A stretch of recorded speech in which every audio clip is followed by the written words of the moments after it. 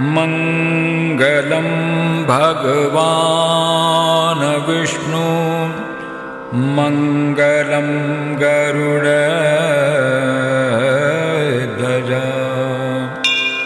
मङ्गलं पुण्डरीकाक्षो मङ्गलायतनो Hari.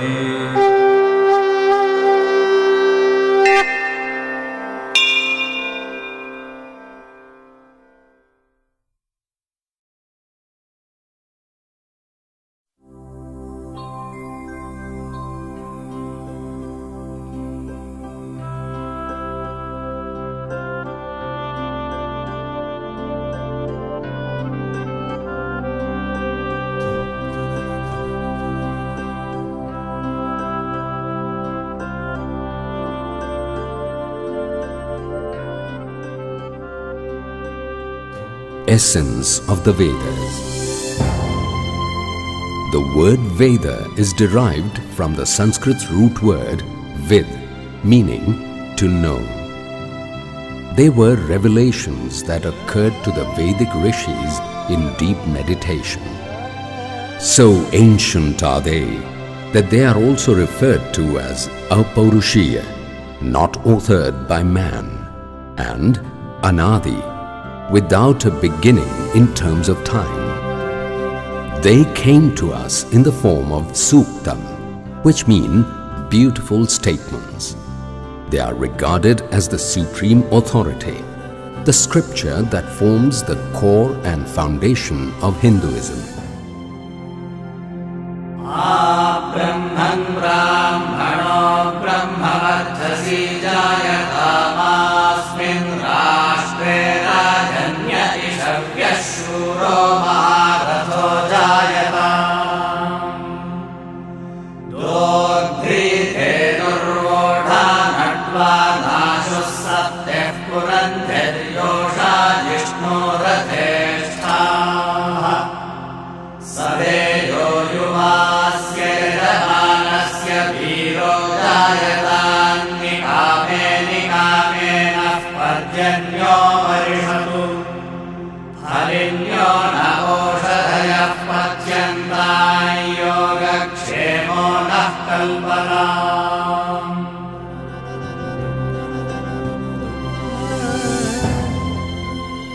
Rig Veda is the oldest available literature of mankind.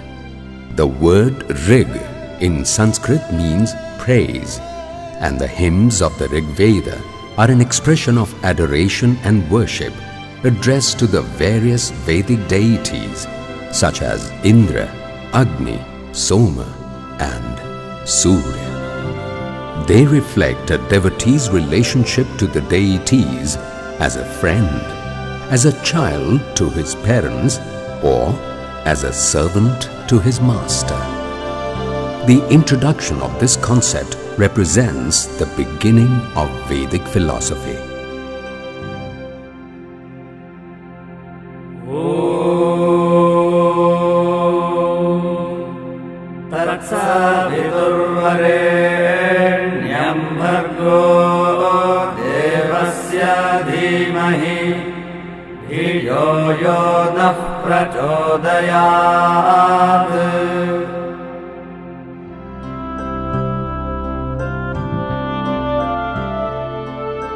We meditate on the brilliant light of the Creator who has created the universe, who is worthy of worship, who is the embodiment of knowledge and light, who is the remover of all sin and ignorance.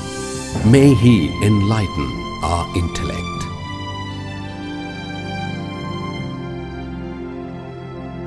Yuva Kuhishajina, Yuva Kusmatina,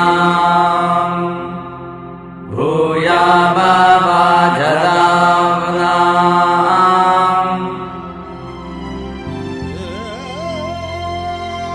May we be the sharers of your speech and actions, and of the benevolence of you, O preachers and learned men, who give knowledge, strength and food so bounteously. Let us therefore utilize them properly.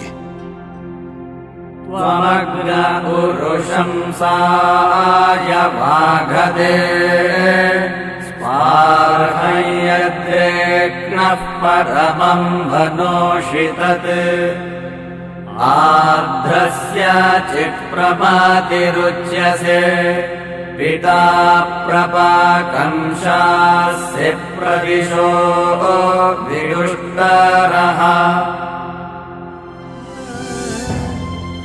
O Agni, our speech sings your praise. You are for us the giver of the desirable wealth of wisdom. Be like a father to us, giving us, who are immature and poor of learning, the wealth of knowledge. Your knowledge pervades the whole world. Dhritasya presha, dhritasya dhritirvishvayurvishve apamsi chakruhu yastubhyandashadyo ma shikshat tasmai chikitvandrayindayasva. O Agni, the upholders of truth, those whose works are inspired by truth, have created the living world of vitality.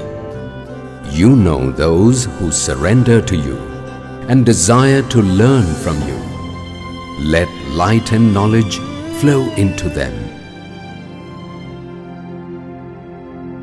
Bhadram karnebhih shrunuyama bhadram pashyemakshabhiryajatraha sthirairangaistushtumamsastanobhiryashema devahi tayyadayuhu.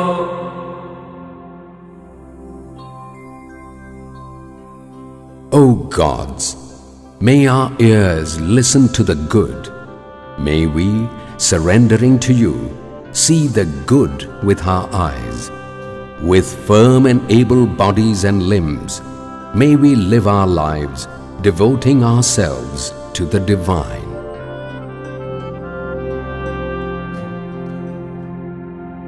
Tam prachata sajagama saveda sajikitvam iyate sanviyate tasmin sante prashishastasmin nishtayaha savajasya shavasashushminaspatihi.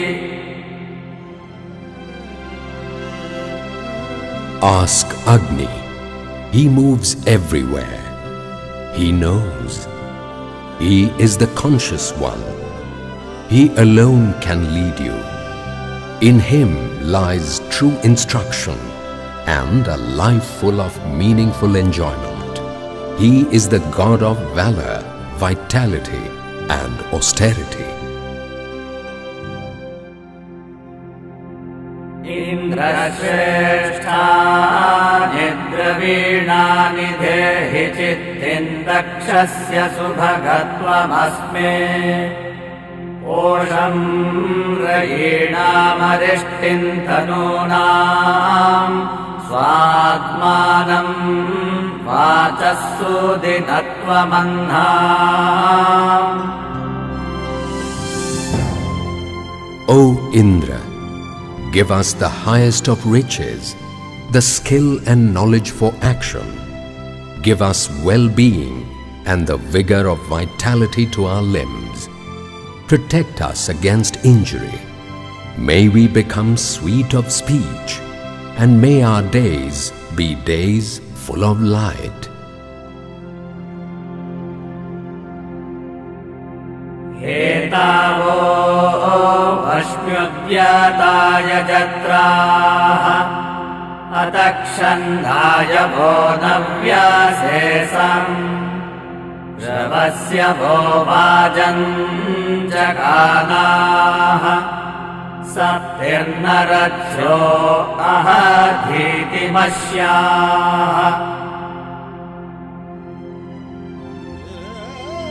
O gods, worthy of my sacrifice, I desire to hear you speak. You are ever new, and men create ever new songs for you. Come, listen to our songs. May our minds that desire vigor fly to you with the speed and power of horses that drive chariots. जन्मन् जन्मन्निहितो जातवेदाः विश्वामित्रेभिरिध्यते अजस्रः तस्य भयं सुमतौ यज्ञियस्य अपि भद्रे सौमनसे स्याम।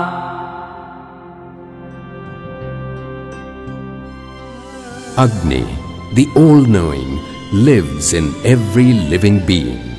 We, sages of the Vishwamitra family, keep his flame alive. He is ever worthy of surrender. May we, with lively minds, ever dwell in his beauty and truth. ऋतस्य हि शुरुधः सन्ति पूर्वीः ऋतस्य धीतिर्वृजिनानि हन्ति ऋतस्य श्लोको बधिराततर्द कर्णाबुधानः शुचमान आयोः। Pervasive is the nourishment of truth. The light of truth destroys evil. The song of truth, glowing with knowledge, penetrates the ears of the deaf.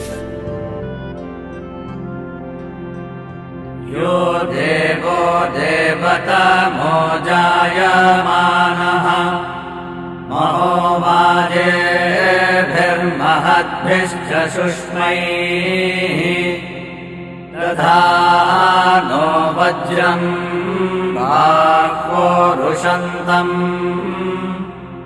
यामनेन रेजयत्प्रभूमा। He, the god Indra, is the great ever-born god of gods. He is full of all-pervasive energy and austere power. With his great weapon, the Vajra, he lifts his arms, shaking the skies and the earth. ज्यायां समस्य यतुनस्य केतुना ऋषिस्वरञ्जरधिया सुनामाते यादृश्मिन्धायितमापस्य या विदद्य उस्वयं वहाते सो अरङ्करत्।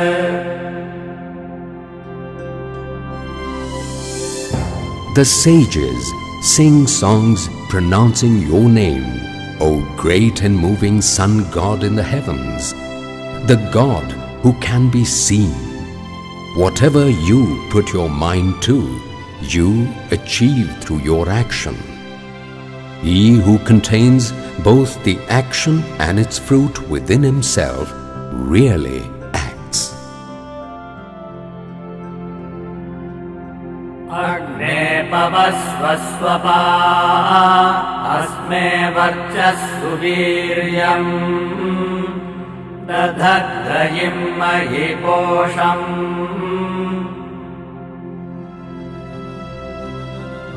O Agni, the god of true deeds, give us righteous valor and splendor of mind. Give to me your riches and your sustenance.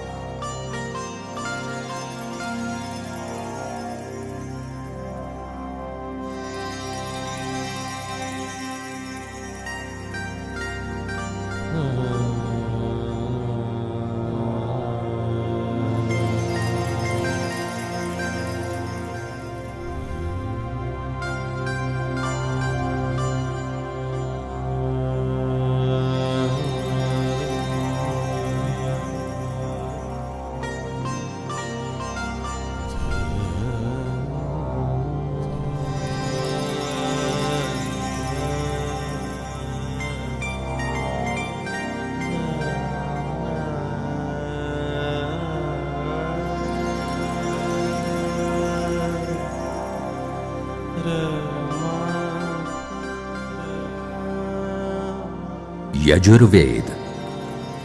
Yajurveda is the Veda of Yajana or worship.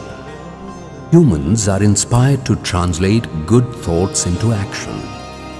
The essence of the Yajurveda lies in those mantras and incantations that inspire people to initiate action. Thus we find a systematic code of worship evolving in the Yajurveda.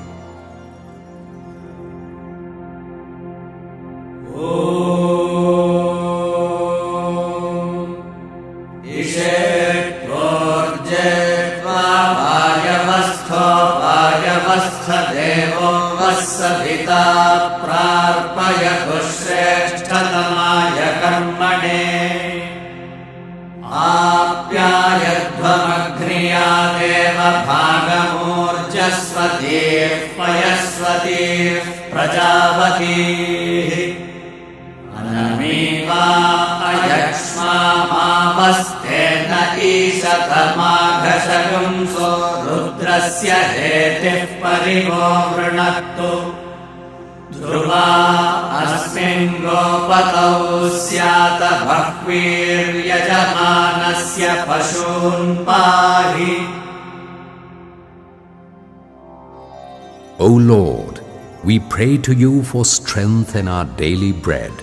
O fountain of knowledge and happiness, inspire our limbs and organs to do noble deeds. For our prosperity and wealth, may our cows never be killed. May they be fertile with calves. May they be free from diseases. May there never be a thief or a sinner born amongst us. May you, Lord of our cattle and lands, ever be in absolute control of your domain. May you protect our cattle, wealth, and the progeny of all virtuous souls.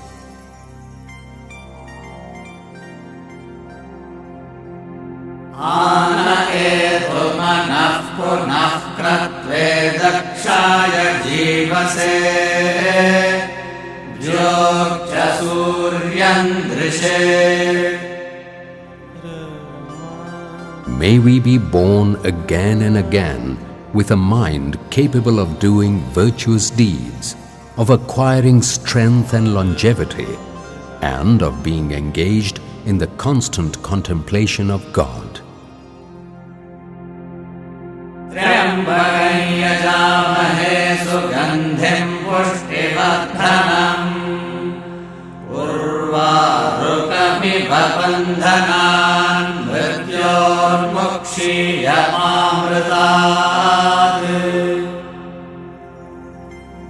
We worship the beauteous God who sustains and nourishes us. Through His grace, may we be released effortlessly from this mortal coil of life as naturally as a ripe cucumber is from its stem. But let us not be bereft of immortality. Yunjate mana udayunjate dhiyo vipra viprasya vrihato vipastitaha vihotragadeva yunavide kalinmahi devasya sabhituh parishtutihi. The sages who consecrate their souls to Him concentrate their mind and intellect upon God, who is omnipotent, omnipresent, and omniscient. They sing His praises in various ways. He is self-existing, the knower of all good acts. Great is the praise of Him, the Creator and the Seer of all. He is the preacher of truth. Punarurjani vartasva punaragna ishayusha punarnah pahi vishwataha. O Agni, come again to us with all your divine power, life and bounty. Come to us again and again to save us from evil. Ayur me pahi, pranam me pahya, panam me pahi, vyanam me pahi, chakshum me pahi, shrotram me pahi, mano me jinva vacham me pinvatmanam me pahi, jyotir me yacha. Preserve my life, preserve my pranas, preserve my eyes, preserve my ears, sweeten my speech, give contentment to my mind, preserve my soul, lead me to light. Namah Somaya cha Rudraya cha Namastamraya cha Arunaya cha Namah Shangaya cha Pashupataye cha Namah Ugraya cha Bhimaya cha Namo Agre Vadhaya cha Dure Vadhaya cha Namo Hantre cha Haniyase cha Namo Vrikshebhyo Hrishikeshebhyo Namastaraya Namah Shambhave cha Mayo Bhave cha Namah Shankaraya cha Mayaskaraya cha Namah Shivaya cha Shivataraya cha Namaha. Homage to him who is the consort of Uma, and to him who is the remover of all sorrow. Homage to him who is of the copper color of the sun at dawn, and to him who is the color of the sun ascending in the sky. Homage to him who gives joy, and to him who is the Lord of all creatures. Homage to the fierce one, and to the one who instills fear in his enemies.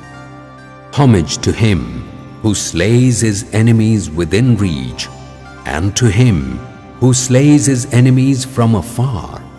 Homage to him who destroys his enemies, and to him who is the ultimate destroyer. Homage to him who resides in the tree with its thick green foliage resembling his hair. Homage to him who personifies the Om, the supreme symbol of divinity.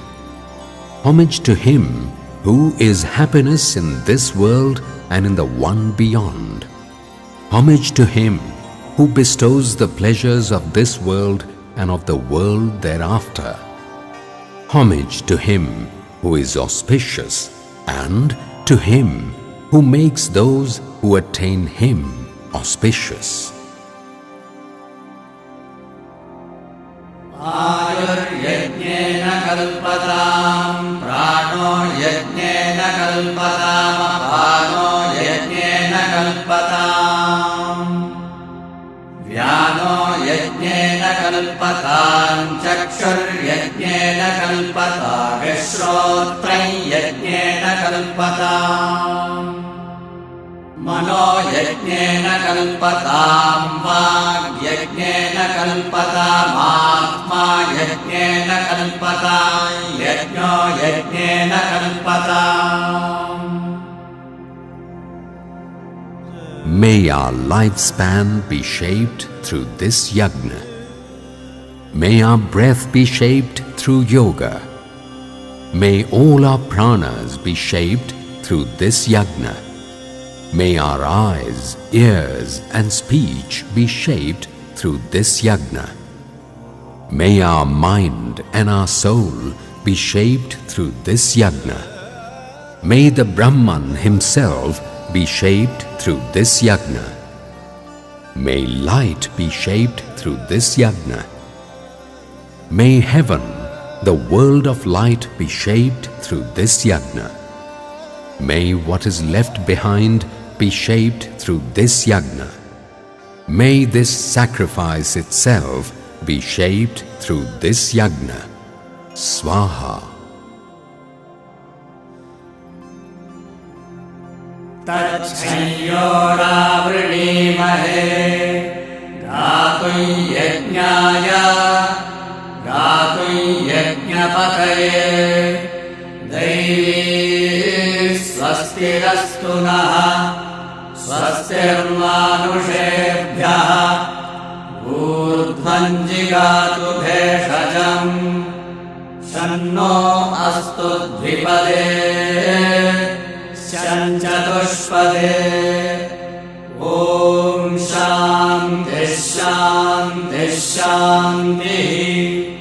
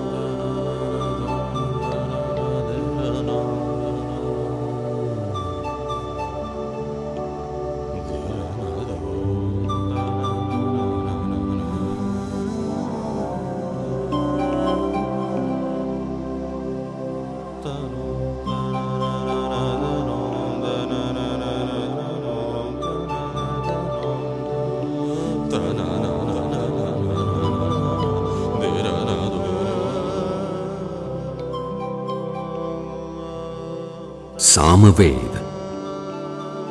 The word Sama was derived from the word Saman, or prayers for singing.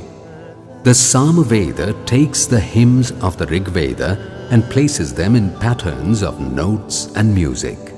These musical patterns are supposed to emanate from the vibrations and the resonance of the cosmos itself, and were designed to bring peace to the vagrant mind.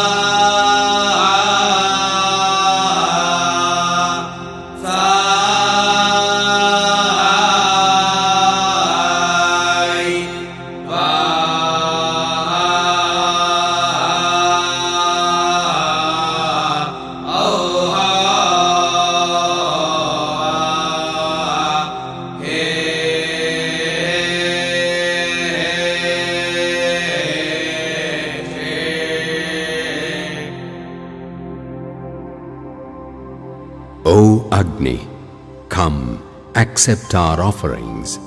You are the one to whom we sing our songs. Convey our offerings to the gods. You are the priest for whom we have prepared the seat in our hearts.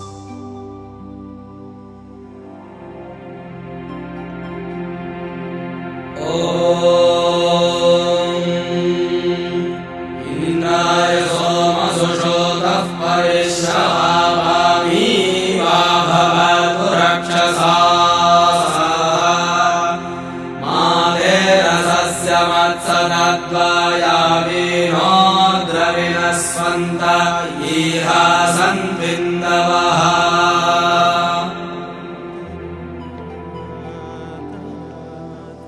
O Soma, you have been justly extracted. Flow out towards Indra. May all that is evil and ill be away from you. May your nectar not become an intoxicant for the perplexed, confused between truth and falsity. May your radiant drops shower bounty on this our yajna.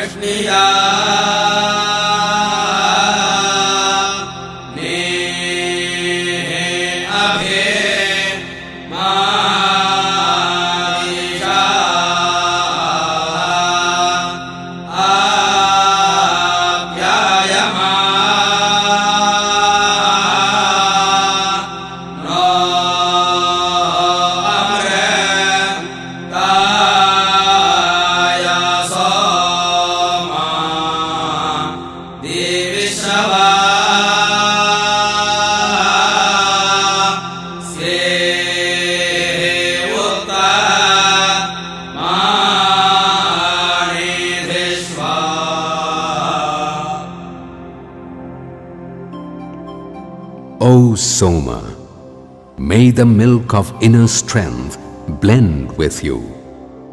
May you rise up in strength, reaching towards immortality and the world of light, attaining the best of bounties.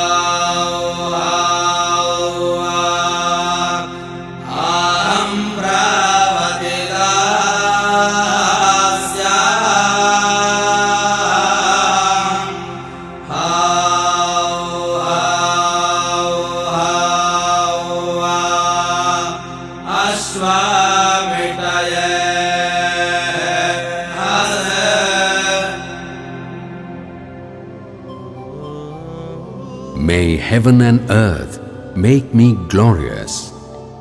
May Lord Indra and the wise sage god Brihaspati make me glorious. May I attain the glory of divine light. May this great glory never abandon me. May it never abandon my people, among whom let me be a speaker of truth.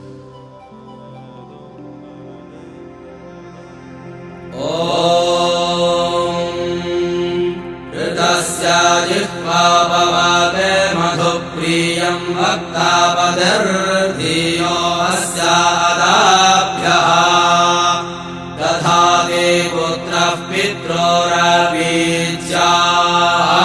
नाम त्रिदीयमधिरोचानन्दीवः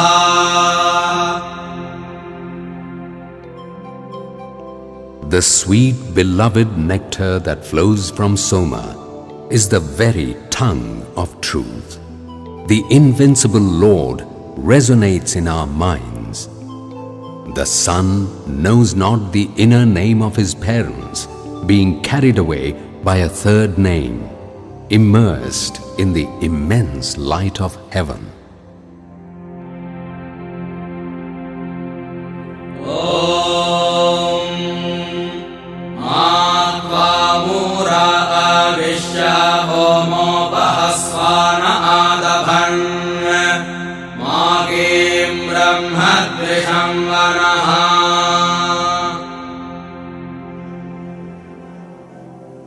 O Indra, may the ignorant and he who is desirous of ruling over men not harm you. May they not ridicule you. Do not go to those who oppose the true sacrifice.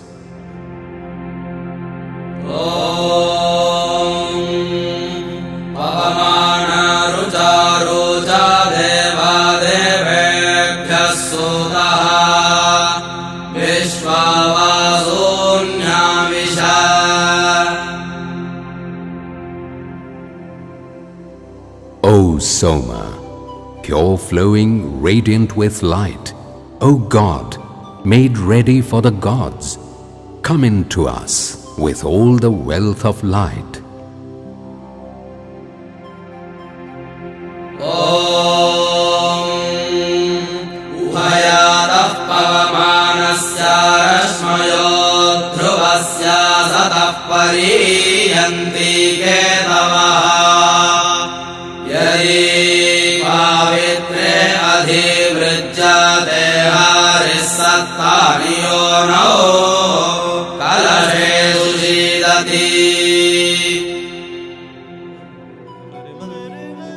The revealing lights of Soma, the constant one, have begun to flow purely from both the sides, above and below. They spread out in all directions when, O golden-hued Soma, you have been sieved and poured into vessels.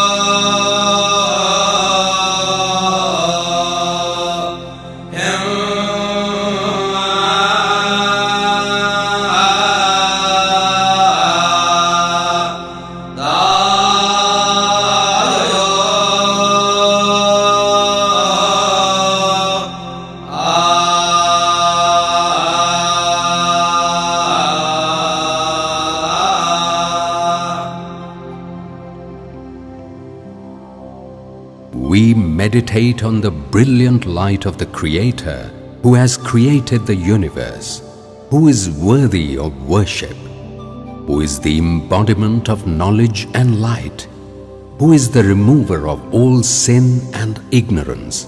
May He enlighten our intellect.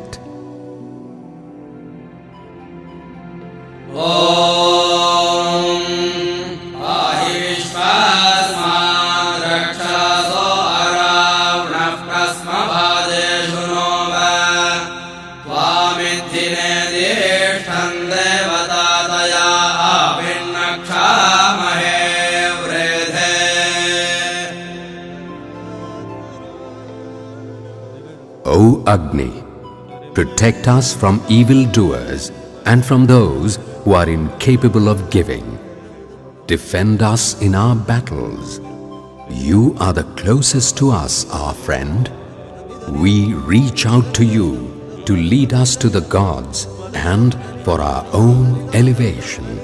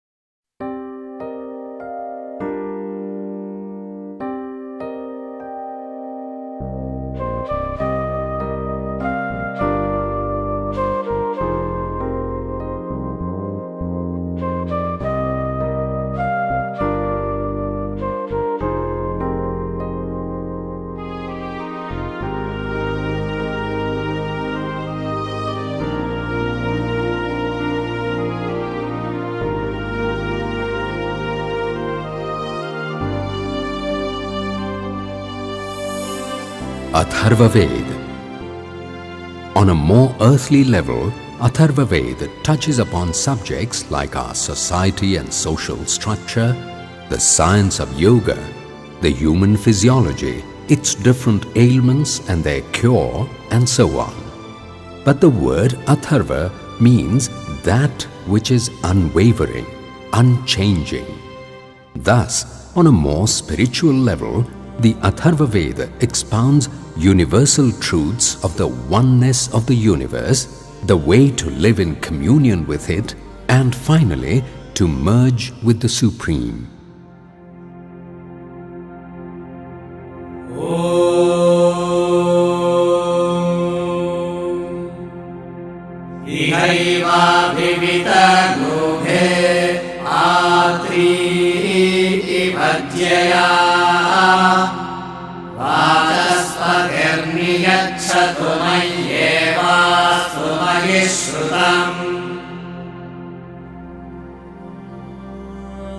O Vachaspati, the Lord of Speech, like the two ends of a stretched bow held together with a single bowstring, may our minds be intent on both this world and the world of the gods. May the Lord of Speech direct us to this end. Let the knowledge in me remain in me.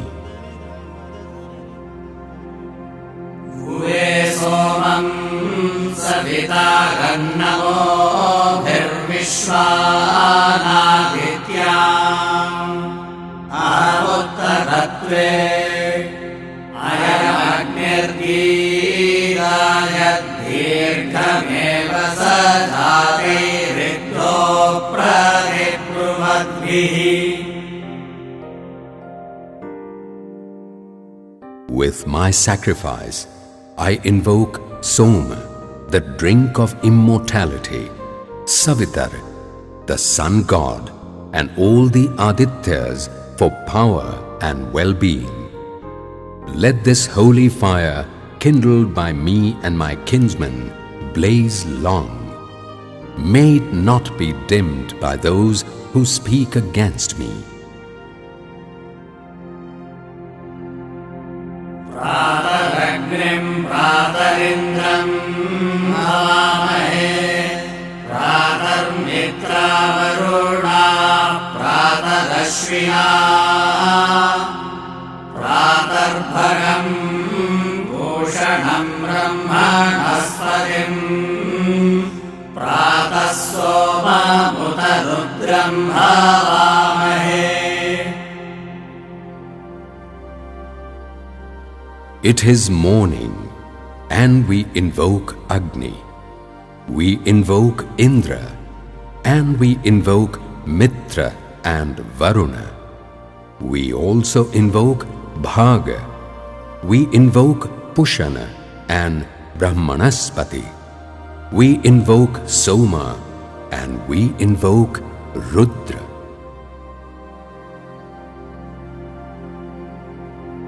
Anumratah pituh putro matra bhavatu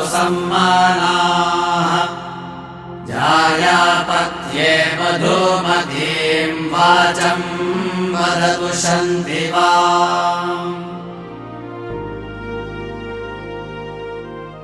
Let the son obey his father. Let him be of the same mind as his mother. Let the wife speak to the husband in sweet tones and tender words. रोहण्यसि रोहण्यस्नश्चिन्नस्य Rohini रोहयेदमरुन्धति. You are a healer of severed bones and wounds. O Arundhati, I call out to you as you fill this wound and heal it. Sanjani tvam sampratyadvam sambhomanam sijanatam deva bhagam yatha purve sanjanana upasate. O people, may you live in unity and concordance. Just as the ancient gods sit together and share the offerings of the sacrifice mutually, may your minds be united. Ayam darbho vimanyukasvaya charanaya cha manyor vimanyukasyayam manyushamana uchyate.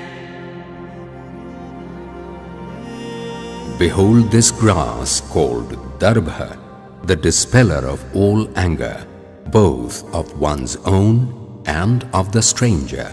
We call it the appeaser of wrath, since it takes away ill feeling. Drimhamulamagram yachhavimadhyam yamayaushadhe keshanada iva vardhantam shishnaste asitaf pari. May this plant strengthen the roots of the hair, stretch the ends and lengthen the middle. O herb, let thick black locks grow all over this man's head, like reeds on a river bank. Pranaya namo yasya sarvamidam vashe yo bhutas sarvasyeshvaro yasmin sarvam pratishtitam.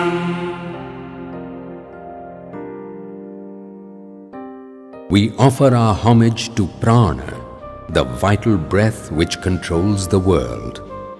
Prana is the Lord of all, the one in whom all exist unharmed. Udirana udasinas tishtantah prakramantaha padvyam dakshina savyabhyam avyadhishmahi bhumyam. Whether getting up or sitting, whether standing or walking, with the right foot or with the left, let us not injure Mother Earth.